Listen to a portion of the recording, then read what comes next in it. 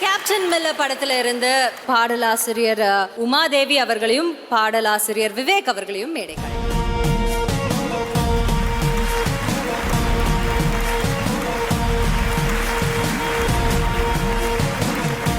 வணக்கம் ma'am. So உங்களுடைய அனுபவம் இந்த படத்தில் ஒர்க் பண்ணதை பற்றி ப்ளீஸ். எல்லோருக்கும் வணக்கம். கோரனார் அப்படின்னு சொன்னால் நானுமே அருண் சார்கிட்ட சொல்லியிருந்தேன். மத்தால பாறை மேலே மாதங்கம்மா நின்னாரு கோரனார் அப்படின்னு. மாதங்கம் அப்படின்னு சொன்னால் யானை. அந்த யானையோட பலம் தான் இந்த இடத்துல கோரனாருக்கு இருக்கிறது, கேப்டன் மில்லருக்கு இருக்கிறதும். இந்த பாடல் எழுதும்போது நீங்கள் எழுதி கொடுத்துருங்க, அதுக்கப்புறம் நம்ம அந்த டியூன் போட்டுக்கலாம் அப்படின்னு சொன்னார்.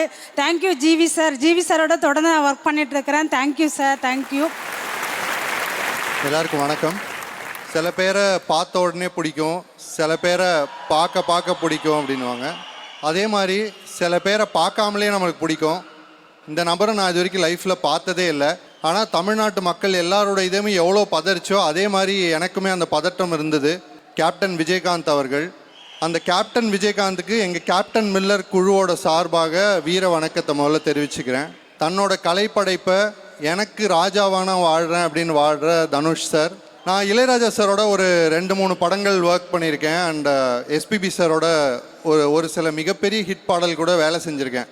ஆனாலும் ஓரமாக ஒரு வருத்தம் இருந்துகிட்டே இருக்கும். அவங்களாம் கோலோச்சிட்டு இருந்த காலத்தில், அவங்களோட பீக்கில் இருந்தப்போ நம்ம பிறக்கலையா, அவங்க கலை அறிவை நம்ம பயன்படுத்திக்க முடியலையா, அதை உள்வாங்கிக்கிறதுக்கான வாய்ப்பு கிடைக்கலையே அப்படின்ட்டு. ஆனால் என்னோட சமகாலத்தில் வாழ்கிற ஒரு லெஜெண்ட் தனுஷ் சார்.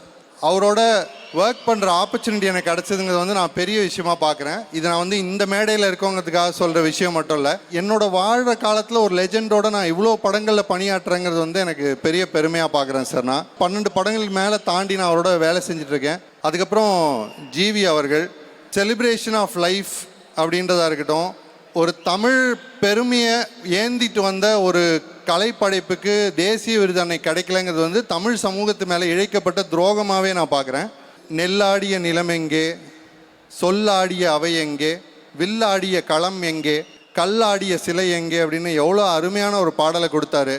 அதுக்கு தேசிய விருது கிடைக்கலனாலும் இப்போ சூரரைப்பேட்டிலேருந்து இன்னும் பல தேசிய விருதுகள் அவர் குவிச்சு எங்கள் மனசில் இருக்கிற அதுக்கான காயத்தெல்லாம் அவர் ஆற்றிட்டே இருப்பார் நான் நம்புகிறேன். அவரோட தொடர்ந்து பயணிக்கிறதும் எனக்கு மகிழ்ச்சி. அண்ட் அருண் மாதேஸ்வரன் அவர்கள், நான் முதல்ல அவரை பார்த்தப்போ பெரிய விளையாட்டு அரசியலை நீங்கள்லாம் இவ்வளோ தாண்டா அப்படின்ற வசனத்துக்குள்ளே அடக்கியிருந்தார் இறுதி சுற்றுலா. அதை தான் முதல்ல நான் அவரோட வேலை செஞ்சேன். ஆனால் இப்போ தொடர்ந்து இயக்குனராக அவர் இருக்கிற படத்தில் நான் வேலை செய்கிறேங்கிறது மகிழ்ச்சியாக பார்க்குறேன். சத்யஜோதி ஃபிலிம்ஸ் தியாகராஜன் சார், ஒரு தமிழ் சினிமாவில் முக்கியமான கலைப்படைப்புன்னு ஒரு 3 சொல்லுங்கள் அப்படின்னா அதில் 3ஆம் பிறை கண்டிப்பாக வந்துடும்.